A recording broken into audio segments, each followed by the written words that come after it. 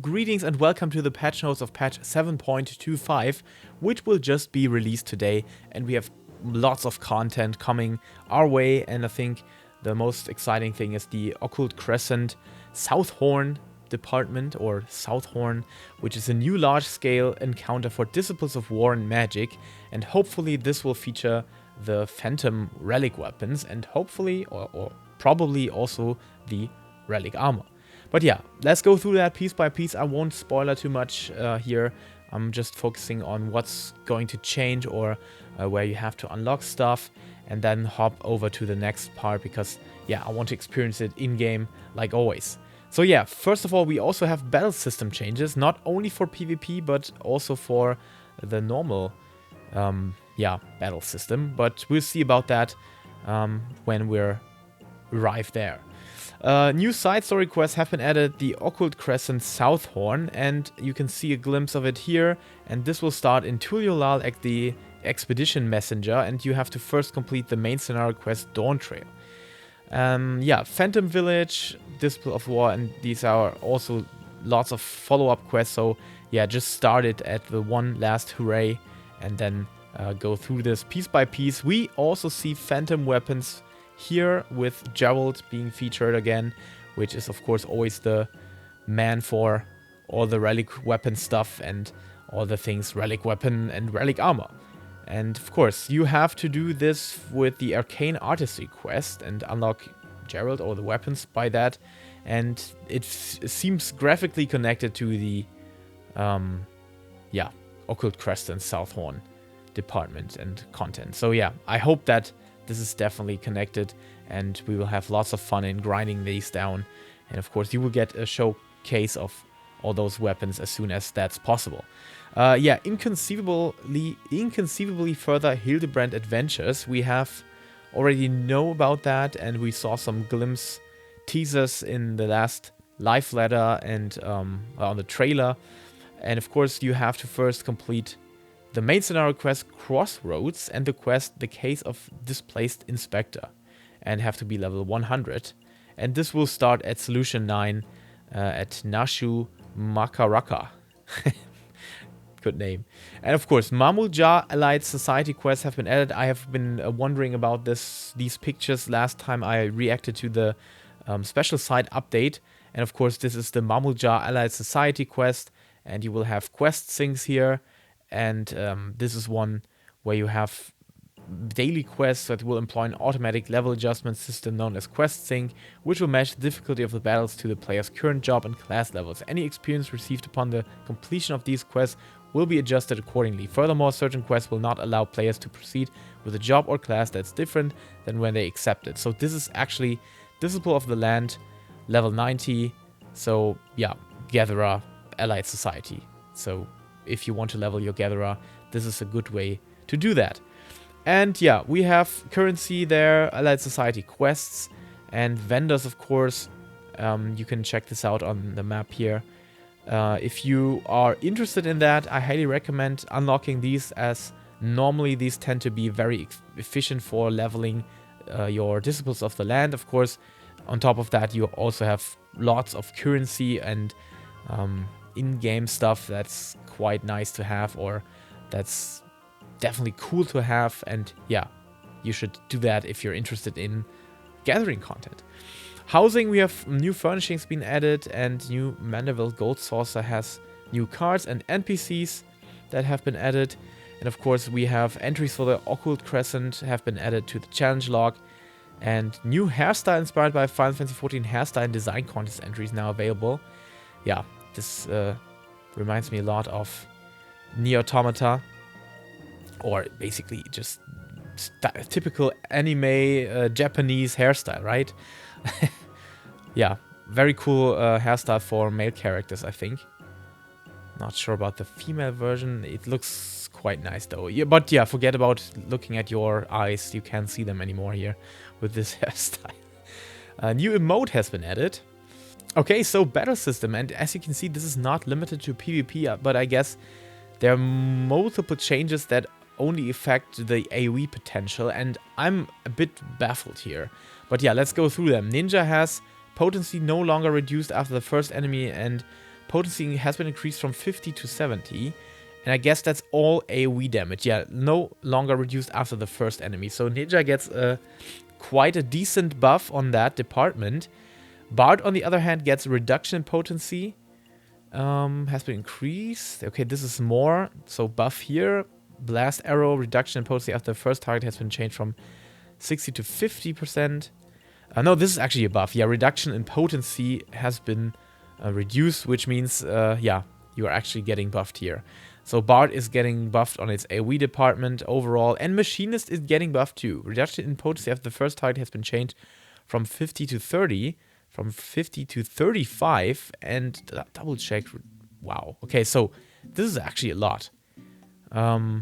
Yeah.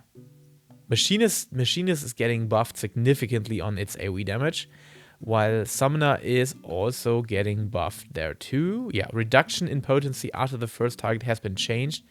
So yeah, this means a basic buff to all your damage output on AoE potentials with your cooldown phase. Okay, so Occult Crescent South Horn has been added, which looks like Jurassic Park. I'm very, very interested to see that and how that is going on. But yeah, I think I'm not going through this now because, yeah, we'll see that in-game, changing class and jobs.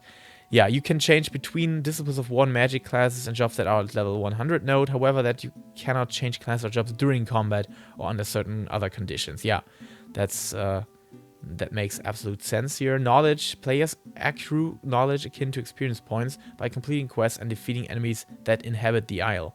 Knowledge level. This is the leveling system specific to the Occult Crescent. Your knowledge level can be increased by accumulating sufficient knowledge. Engaging foes with a knowledge level higher than your own will reduce damage dealt and increase damage received, but will garner more knowledge upon victory. Yeah, okay, this seems a lot like Eureka, and I'm glad that we have a level system inside this on top of our own level for our jobs, which is also something cool. And XP chains, nice. That's always cool.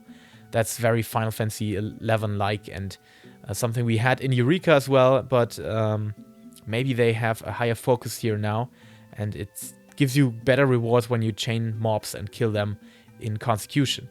Yeah, XP chains occur upon defeating an enemy whose knowledge level exceeds your own, but the exact threshold will change depending on party size. During solo play, the threshold is based on your own knowledge level, while in a balanced party, the threshold is based on the party's average knowledge level. The exact thresholds are as follows: solo 2 levels higher, 2 players 3 levels higher, 3-4 players 4 or 5 levels higher. The thing is, I really like participating in MMO aspects of an MMO, and yeah, gathering up parties to join together and kill mobs and get a better reward for that. But it's always bad if you have no chance on doing it just by yourself, because that hinders people from doing it afterwards, after the patch or after the content is very fresh and you want to catch up or anything like that. Maybe you don't have the time now to play it, but in 3 months you have more time, and it's always good if you have a solo feature that you're able to do it just on your own, because we saw that on Bozja, where Castrum Lacus Litori was basically not clearable anymore because nobody is playing that content. So yeah, I'm very, very curious if they find a solution to this problem and make this content replayable in later stages. Okay, so Phantom Jobs. These are supplemental jobs that can be acquired in addition to your main job. Selecting a Phantom Job will grant access to specific Phantom actions. Yeah, that sounds like Bozja. Acquiring Phantom Jobs. As your progress through the quests on the Occult Crescent, Southhorn, you will gain access to different Phantom Jobs. Further Phantom Jobs can be acquired using items called Soul Shards. These crystalline objects can be purchased from a vendor on the Isle or found in coffers in the field and in critical encounters. Outside of combat and certain specific conditions, Phantom Jobs can be changed at any time by selecting Phantom Job details on the Occult Crescent HUD. Selecting Changed Phantom Job and then choosing your desired Phantom Job from the Phantom Job repertoire window. And yeah, this will have Phantom Job progression is governed by your Phantom Job level, which is increased by accruing Phantom EXP. Defeating enemies and completing encounters upon the Isle will garner Phantom EXP for your current Phantom Job. Acquiring sufficient Phantom EXP will increase your Phantom Job level, unlocking new Phantom actions and Phantom traits in the process. So yeah, you basically have a Phantom Job level and the level that's called, what was it called? knowledge. Yeah, your knowledge level, and I think both will just increase your power level to a certain degree.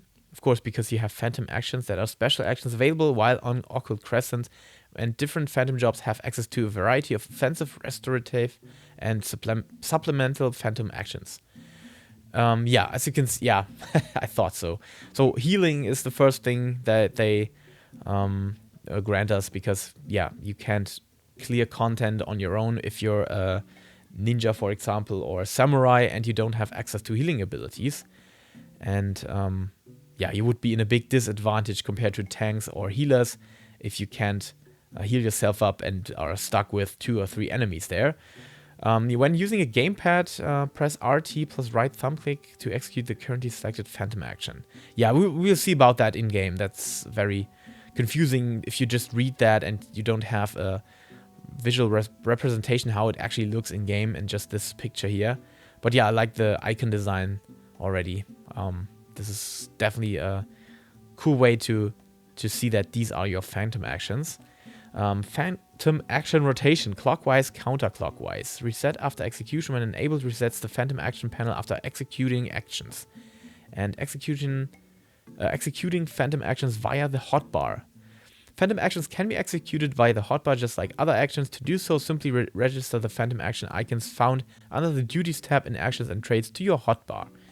So this means you can just place them normally inside your hotbar, which is much easier to do, and definitely something I recommend doing. Fates are combat encounters that occur around the Isle. Players may join fates by going to the indicated location on the map, even after an encounter has started. Yeah, so fates, they don't have it called differently this time. It's just fates and not skirmishes or notorious monsters. But we also have these critical encounters, which are large-scale battles wherein up to 72 players band together to take on a powerful opponent. Certain critical encounters can only be triggered by defeating monsters on the Isle. So, yeah, this feels and sounds like a mix of Eureka and Bozja. You have to kill enemies to spawn them. I felt like in Bozja you didn't really have to kill enemies to spawn certain critical encounters. They were just randomly appearing. But, of course, some of them are triggered as well. So, it might just be Bozja here and nothing new. But could also be a mix of these two contents. To participate, players must go to the location indicated on their map before the battle begins and remain in the designated area. Okay, so no menu where you can just select that. It's more like you have to go there and actively remain there, which I'm not sure. It's definitely against convenience, but might be better for immersion into the content itself. Like, it feels more connected to it if you're actually standing there, not just queuing up for the critical engagement. The Forked Tower Blood. The Forked Towers are the greatest challenge to be found in the Occult Crescent. Accessible upon reaching knowledge level 20 or greater, you may work together with up to 48 total players to overcome powerful foes and tricky battle mechanics. The Forked Towers may be unlocked by completing a certain quest available on the Occult Crescent.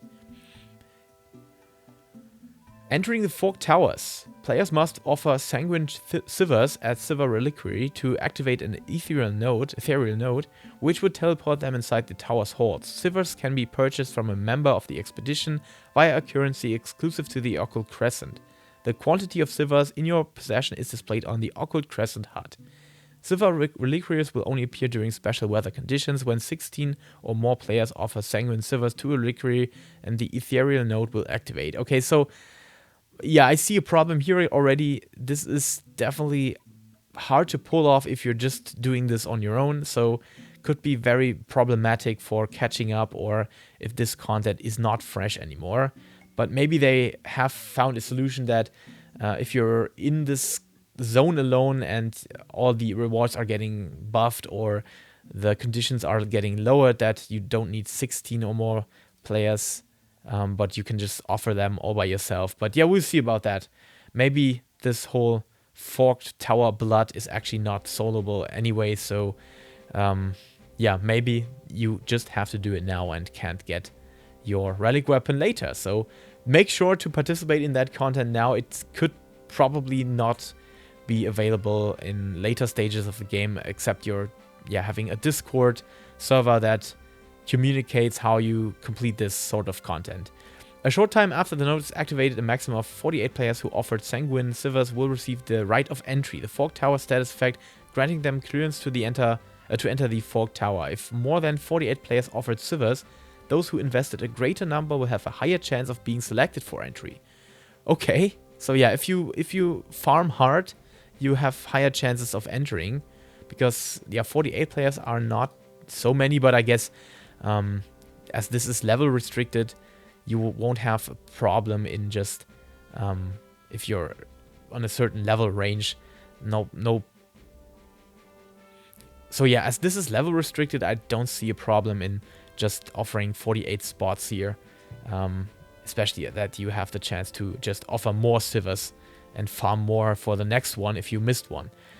Okay, so resurrection restrictions. While inside the Fork Tower Blood, players will be subjected to a status effect that limits resurrection. Stacks to this effect are lost each time players are revived using certain phantom actions. After reaching 0 stacks, players can no longer be resurrected. Okay.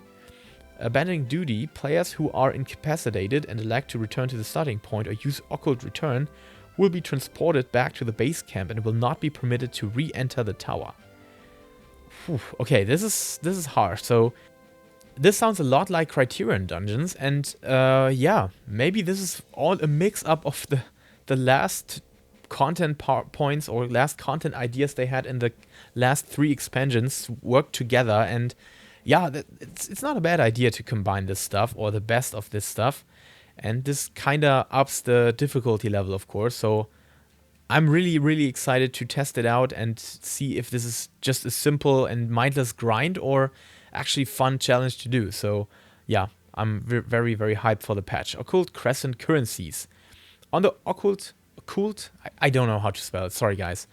OC, on the OC there are 2 forms of currency: Enlightenment silver pieces, primarily acquired from critical encounters and fates, and Enlightenment gold pieces, primarily acquired from defeating enemies in the wild. So both can be traded to the Expedition Antiquarian on the South Horn for a variety of items. And you can confirm the amount of these currencies in your possession at any time by viewing the Occult Crescent interface. Okay, so unlike normal instant duties, you may form, disband, or leave a party at any time on the Occult Crescent. You may also change your online status to looking for party. Note that if you enter Occult Crescent with a party and decide to leave the party while exploring, you will be returned to the previously formed party upon exiting the instance. Okay, that's nice. Balanced parties. A party formed on the Occult Crescent will be considered balanced when all members of the party are within 3 knowledge levels of each other.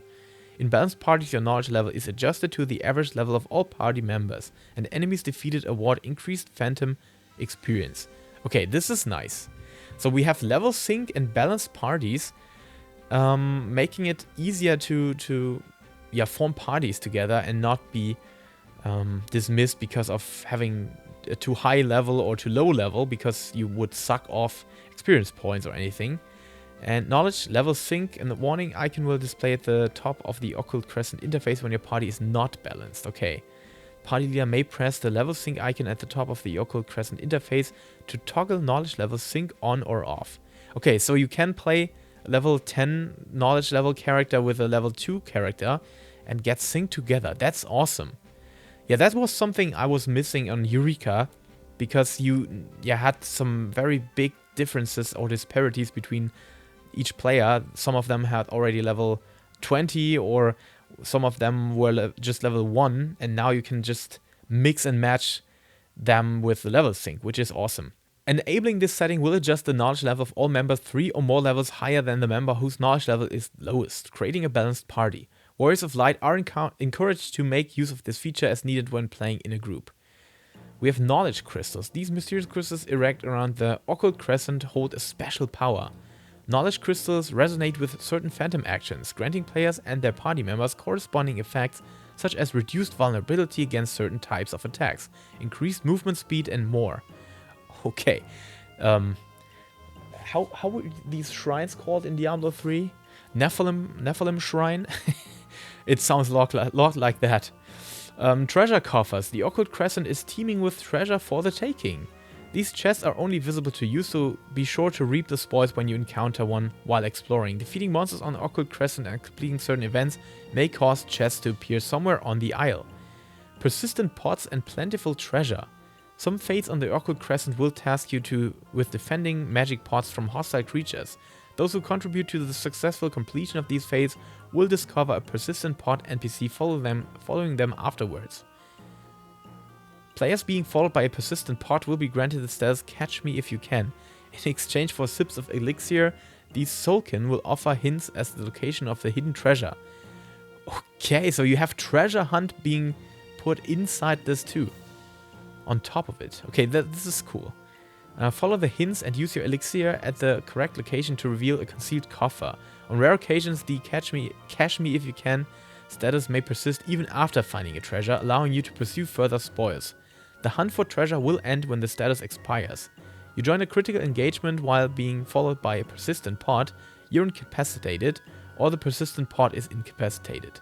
Note that leaving the Occult Crescent or logging out of the game will also prematurely conclude your treasure pursuits. Fortune carrots. These treasure chests on the Occult Crescent sometimes hold a fortune carrot. With one in your possession, you may start to notice signs of certain creatures nearby. Using a fortune carrot near such signs will draw these creatures out into the open, eager to repay you with treasure. Be mindful that when someone receives a reward, however, you will have to search elsewhere for new signs of the creature. Occult Record. Complete quests on the Occult Crescent South Horn to unlock the Occult Record, accessible under Collection in the duty section of the main menu. Information concerning the Occult Crescent discovered during your expedition is compiled in the Occult Record. Entries will be added to the record as you progress through the story, and discover notes in the course of your expedition and after you access certain areas of the isle. Okay. Oh, here we go. Phantom Weapons questline has been added. So yeah, as you can see here, we have the Phantom Weapons, and White Mage seems to be on a big win here, because it's the only one with glows on its weapon already, but it could also be different stages of the relic. But I'm not sure about that. I don't think they will add 2 stages in the first patch here, but it could also be a preview for the second stage just in advance. I'm not sure about that. But so far we have these base designs that are being enhanced and upgraded in later stages with a very shiny glow on top of it. And yeah, I'm very curious how they will look in-game. Yeah, looks kind of promising on the White Mage at least.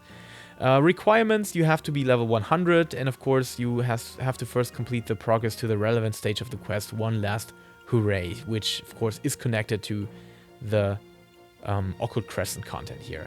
As players explore the Occult Crescent and advance through the Phantom Weapon quest, they will be able to obtain job-specific weapons, which can be enhanced as they progress. Obtaining Phantom Weapons. Upon completing the quest Forging the Phantasmal, players will receive one Phantom Weapon based on the job with which they progress through the quest.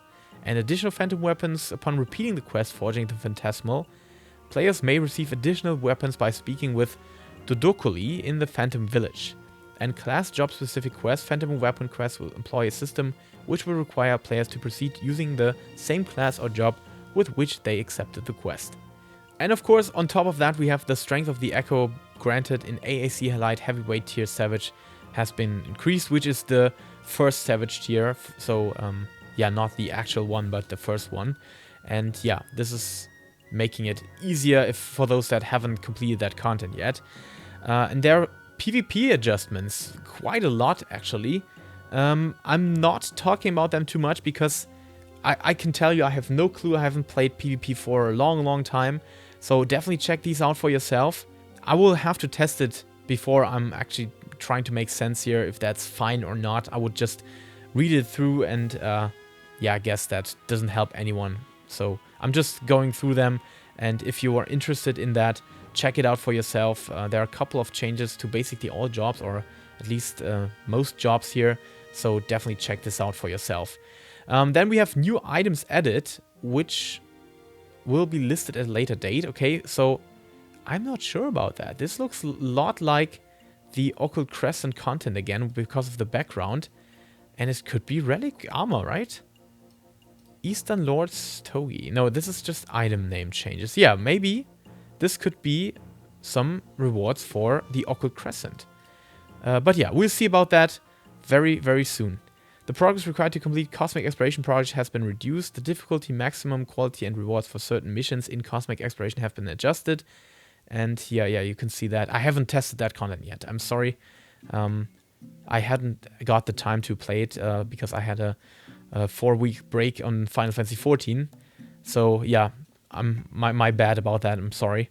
Definitely check out Mioni for anything Cosmic Exploration. I think he has explored that content to the deepest. During Cosmic Exploration, on-screen text will now inform players that gathering points are not being displayed when a stellar mission is accepted without an active status of prospect or triangulate. Yeah, I can't tell you anything about this. Just that new mounts have been added, hopefully from Occult Crescent 2. It seems so. I guess so. This is all about that content, right? New accessories have been added. New minions have been added. Of course, we will also showcase that here on the channels as well. Like always, in order to reduce server congestion, we will be implementing multiple field instances for Tuliolal, Yaktel, and the area newly added in patch 7.25. Okay, so yeah, Yaktel for the Allied Society quests and Tuliolal for the unlocking quests. And the number of multiple field instances implemented in patch 7.21 for Xenos Ardorum has been reduced from 5 to 3. As congestion has now alleviated, we will be removing the instancing of heritage found field areas implemented in 7.2. Yeah, makes sense. Following actions have been added under duties in the actions and trades window. Phantom action, yeah, so that you can place them on the hotbar. And new achievements and titles have been added. Portrait accents have been added. Ventura plate has been added. And following text command has been added. Yeah, the new emote, of course, the twirl. Merrily spin around to flaunt your presently equipped attire. Additions have been made to the auto-translation dictionary. Additions have been made to the PlayStation 5, 4, and Xbox Series X and S autocomplete. Yeah, and new music and sound effects have been added. New achievements have been added. Trophies have been added. And some resolved issues. Yeah, that's basically it.